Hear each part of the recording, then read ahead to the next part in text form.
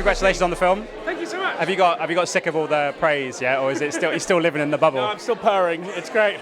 I mean, it's an incredible film, and the reaction of the audience that I was in, I mean, it was just like stunned silence at the end. Have you guys got used to the kind of myriad of opinions that people have had on the film, positive, and the experience is kind of overwhelming in some respects? Well, I mean, Jonathan and I did Under the Skin, and at the end of the Venice premiere, I remember people booing and cheering, and so that was...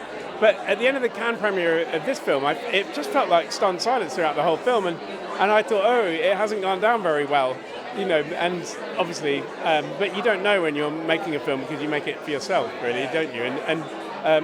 Yeah, it's extraordinary, and it was born in such an indifferent environment to the world is now, you know, so that could have gone two ways. But yeah, I think I'm amazed really, and just so delighted that, you know, John has made a significant piece of work really, and he's amazing. I mean, he is someone that takes his time when picking and choosing his films and writing his films and stuff like that, but every time he seems to become better and become more accomplished, and his filmmaking sensibilities seem to come out. What's it been like seeing his journey and living through that journey because you worked with him before? Yeah, so phenomenal. I mean, John is a meticulous filmmaker. Under the Skin was, although it was his third film, for previous films he wasn't necessarily using the close group of filmmakers, collaborators that he does now. But on Under the Skin, a lot of us actually learned how to go from short format into making films. And so when it came 10 years later to do The Zone of Interest, we'd all done like about another 12 or 15 movies each, whereas he thought he had us still pegged as the working at the level we did. So I think to some degree for John, he was like, oh, you're not going to screw this up in the first two, you know, it was... So I think there was that aspect of it, but just amazing because John is an extraordinary filmmaker, and I'm always absolutely flabbergasted. Whenever I see the rushes from a set, it's always so different to the experience of any other filmmaker, because when he's on the set or making sound in post-production, something can catch his eye or ear, and he'll pivot the whole film onto that because it's, you know, he just has that about him, and he's confident enough to say, no, now the film's going to become that. And so, yeah, it's just a really unusual way of making movies, but it leads to such a interwoven web. Yeah.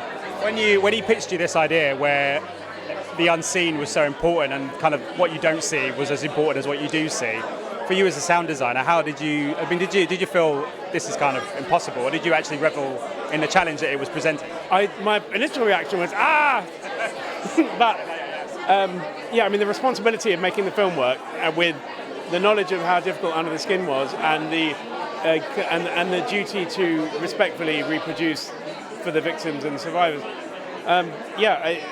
But obviously delighted to be asked. I think. So John gave me the script and said, look, it doesn't really say it in the script, but I will never go in the camp, and I don't want to show. What we'll be doing is drawing pictures with people's mental imagery that they have of this significant period in history, and we'll be using sound to do that. And so if you shut your eyes, you'd be watching a different movie to the one you see with your eyes open. And so yeah, he said, I'm going to go and film this in Auschwitz, like a family drama. And when I come back in a year's time, you need to be an expert on the sound in Auschwitz, and you need to be able to reproduce that to me. And obviously, none of that actually exists. You know, it was about reading witness testimony and understanding what happened there and being able to do that. Yeah. Ladies and gentlemen, you're watching Hey You Guys! Hey, you guys! Hey, you guys! Hey, that's what they all say. Hey, you guys!